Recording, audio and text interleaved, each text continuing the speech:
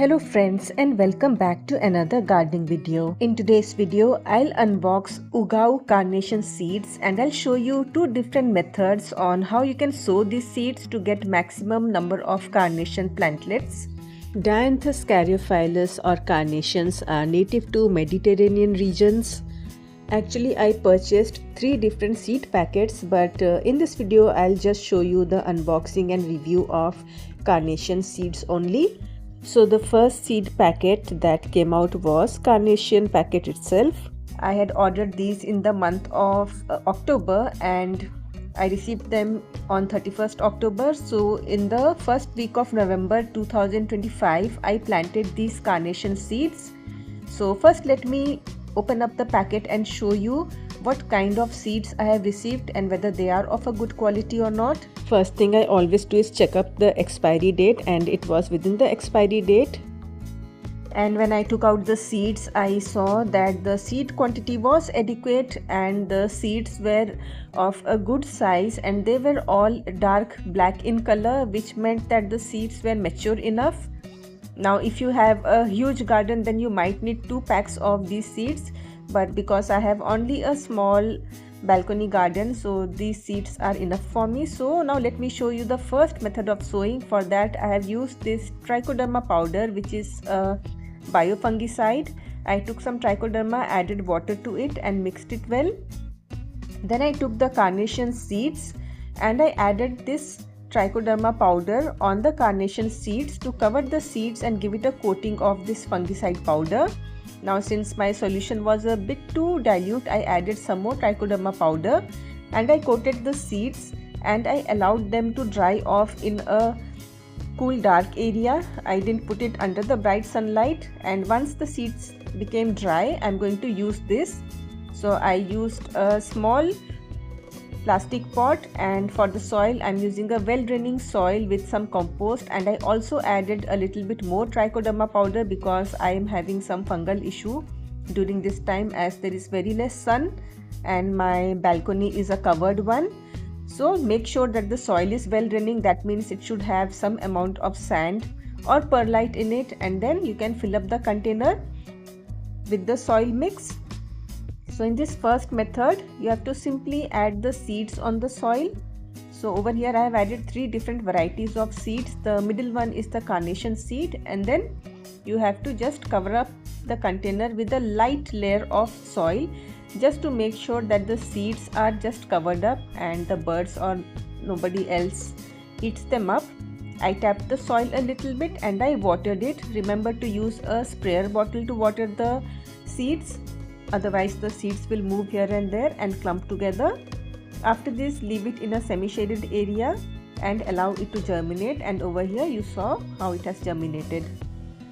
For the second method of germination, I use tissue paper, and I prefer this method because it gives almost 100% germination results.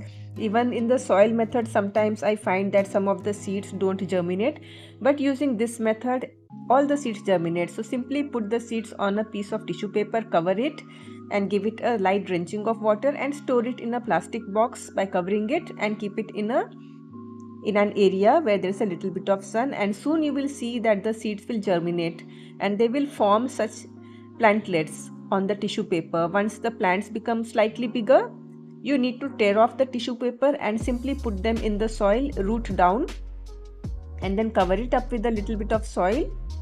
And in this manner you can get almost 100% germination rate using this method. If you want, you can also take out the saplings and put them in the soil, but I find putting them together with the tissue paper gives a better result because the roots are not disturbed at all. And once you plant all these saplings in the soil, all you need to do is give it a light spray of water. Remember always to use sprayer in the soft mode, not too strongly, and then keep it out in full sun after a few days. And once the plants grow a little bit, I do give them a little bit of humic acid so that the root development is good.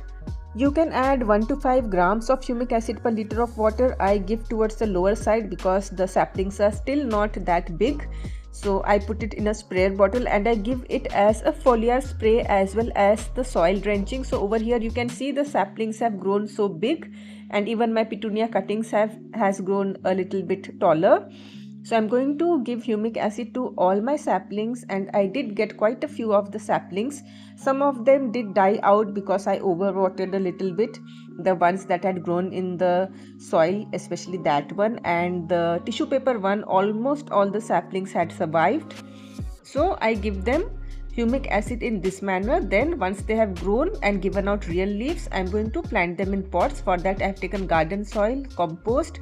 You can use a little bit of neem cake powder also, and you can also use cow dung compost if you want. And I've given a little bit of bone meal because carnations prefer a slightly acidic to neutral kind of alkaline soil. Around 5.5 to 7 pH is preferable. So you can add a little bit of lime if you want, if your soil is too acidic. So you can see the carnation, it has grown nicely. And now I'm going to plant the saplings separately. So this one I have added in this tiny container because I was running short of larger pots. And after repotting, I did give it a little bit of humic acid so that the plant wouldn't go into transplant shock. So this is how the plant is looking after a day. It has survived. And you can also give Epsom salt if you don't have humic acid. And these are the other saplings which I have grown. I did transplant them into slightly larger pots, and after about 10-15 days I am going to dig up the soil a little bit, and then I'll be giving it a little bit of fertilizer because it was the winter time and there wasn't too much of sun, and the plants were not growing as well as they should be growing because I have a covered balcony, so they don't get full day sun. They get sunlight for a few hours only, and that too because of the winter season and the fog. The sun was not out for a few days, so the plants were not doing that great.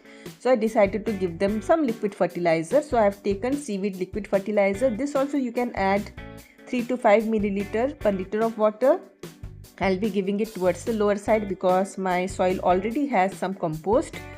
So I'll make this solution, and then I'm going to again give this solution after mixing it well to all my carnation plants. Now it's been almost like 15-20 days since I have transplanted all the carnations into larger pots, and one I have transplanted into this small pot. So I gave it this liquid seaweed fertilizer. So you can fertilize your carnations about twice every month using some dilute liquid fertilizer. It can be cow dung liquid fertilizer, or you can give seaweed liquid fertilizer, anything that is available. You can even give them chemical fertilizers if you want to, but make sure that they are in the diluted form. So this is how much my carnations have grown now. I did get a lot of carnation saplings, and I did kill some of the carnation saplings by overwatering. So make sure you have a well draining soil. And I'll definitely make a part 2 of this carnation flowers when they start blooming to show you all the plant care tips and pest control, etc. And I just kept one carnation in this tiny pot. You can see how beautifully my white petunias are growing. I grew them also from stem cuttings. So I hope you found this video useful, and I hope you enjoyed watching this video, and thanks for watching.